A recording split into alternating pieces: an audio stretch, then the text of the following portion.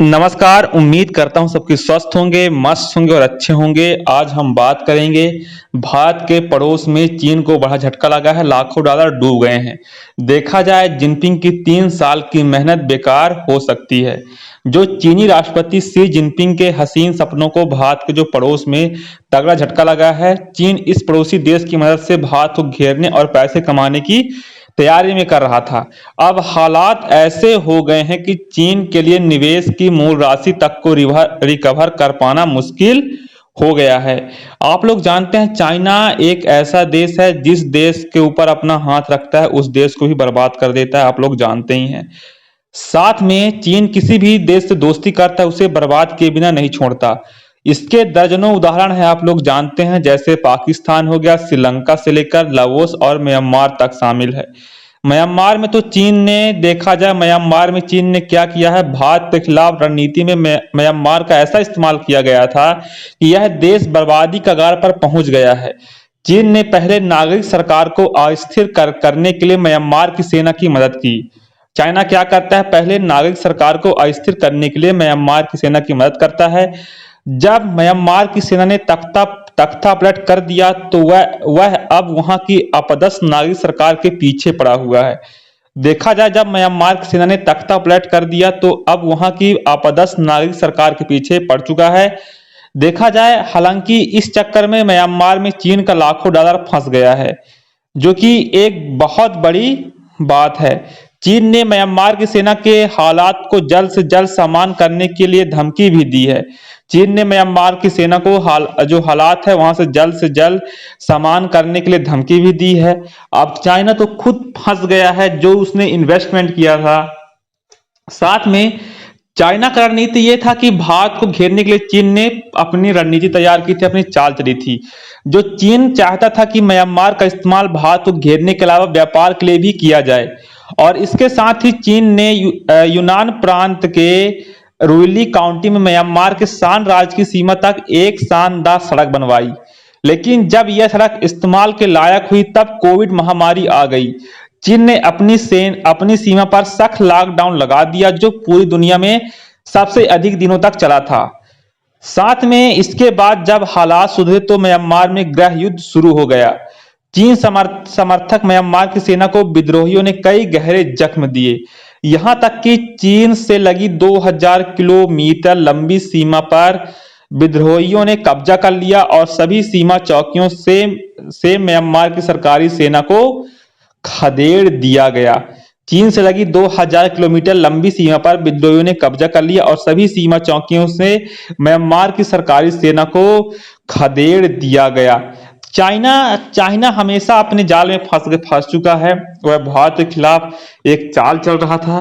चीन चाहता था कि म्यांमार इस्तेमाल घेरने के अलावा व्यापार के लिए भी किया जाए, जो भारत का और म्यांमार का अच्छे संबंध है उसको बिगाड़ा जाए, ऐसा चाइना सोच रहा था। और साथ में ही हम बात करें तो जो चीन ने म्यांमार में लाखों डॉलर का निवेश किया था। चीन ने म्यांमार में एक महत्वपूर्ण व्यापार गलियारे के लिए लाखों डॉलर का निवेश किया था। इस महत्वाकांक्षी योजना का उद्देश्य म्यांमार के माध्यम से चीन के दक्षिण पश्चिम को हिंद महासागर से जोड़ना है, लेकिन यह गलियारा म्यांमार के विद्रोहियों और देश की सेना के बीच युद्ध का मैदान बन गया। चीन का म्यांमार में दोनों पक्षों का प्रभाव है, लेकिन जनवरी में उसने जो संघर्ष विराम करवाया था वह विफल हो गया। ऐसे में चीन ने दोनों पक्षों को धमकाने के लिए सीमा पर सैनिकों को बटोर कर बड़ा सैन्य अभ्यास शुरू कर दिया था। जनवरी में चाइना उसने जो संघर्ष विराम करवाया था वह विफल हो गया था। ऐसे में चीन ने दोनों पक्षों को धमकाने के लिए सीमा पर सैनिकों को बटोर कर बड़ा सैन्य अभ्यास करवाता है।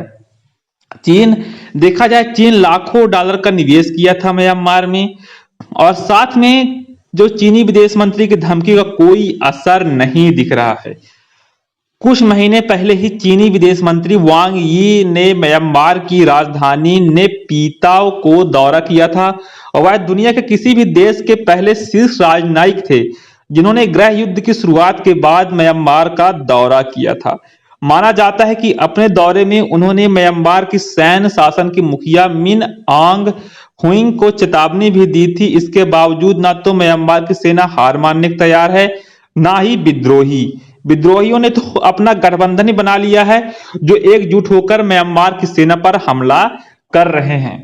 जो जो विद्रोही हैं उनका मानना है जो चीन ने सरकारी सेना की मदद की थी उसके खिलाफ सारे विद्रोहियों विद्रोह कर रहे हैं, एकजुट होकर म्यांमार की सेना पर हमले किए जा रहे हैं। साथ में ही चीन ने म्यांमार पर बढ़ाया सैन्य दबाव। चीन से सटे म्यांमार के शान राज्य के संघर्ष को कोई नई बात नहीं है। म्यांमार देखा जाए, म्यांमार सबसे बड़ा राज्य दुनिया की अफीम और मेथाम्फेटामाइन का एक प्रमुख स्रोत है। यह राज्य लंबे समय से सरकार का विरोध करने वाली जातीय सेनाओं का घेर है, लेकिन चीनी निवेश द्वारा बनाए गए जीवंत आर्थिक क्षेत्र गृह युद्ध तक फलते फूलते रहे। अब चीनी सेना लाउड स्पीकर से म्यांमार के लोगों को सीमा पर लगी बाढ़ से दूर रहने की चेतावनी देती है। देखा जाए, चीनी पर्यटकों को इससे छूट हासिल है। वह गेट की सलाखों के बीच हाथ डालकर सेल्फी तक ले सकते हैं और उन्हें रोकने की चीनी सेना कोई सहमत नहीं उठाती है। साथ में भी देखा जाए, म्यांमार में चाइना दोहरी चाल चल रहा था। चीनी राष्ट्रपति शी जिनपिंग ने अपने संसाधन संपन्न पड़ोसी देश म्यांमार के साथ संबंध बनाने में वर्षों का समय लगाया। हालांकि जब देश की निर्वाचित सेना आंग सान सू को सत्ता से बाहर कर दिया गया, तब से शी जिनपिंग ने तख्ता पलट की निंदा करने से इनकार कर दिया। इस दौरान चीन ने म्यांमार की सत्ता पर काबिज सेना को हथियार बेचना भी जारी किया। चीन ने हर अंतर्राष्ट्रीय मंच पर म्यांमार की सैन्य सरकार का बचाव किया, लेकिन उन्होंने म्यांमार के सैन्य शासक मिन आंग ह्विंग को राष्ट्राध्यक्ष के रूप में मान्यता नहीं दी, ना ही उन्होंने उन्हें चीन आमंत्रित किया। 3 साल से युद्ध में म्यांमार में हजारों लोग मारे गए और लाखों लोग विस्थापित हुए, लेकिन कोई अंत दिखाई नहीं दिख रहा है। जो चाइना है, चाइना लगातार जिस देश पर अपना हाथ रखता है वह देश को बर्बाद कर देता है, ऐसा चाइना का रिकॉर्ड है। इसलिए हम बात करें तो चाइना से हर देश सतर्क रहना चाहता है, लेकिन जो बेचारे आर्थिक रूप से निर्धन देश हैं वह चाइना के जाल में फंस जाते हैं। तो उम्मीद करता हूं वीडियो आपको पसंद आई होगी, ना भी आई होगी तो आप लोग एक फ्रेंड बनाते कर लीजिएगा। धन्यवाद, टेक केयर, जय हिंद, जय भारत, वोट दीजिए 2024 को।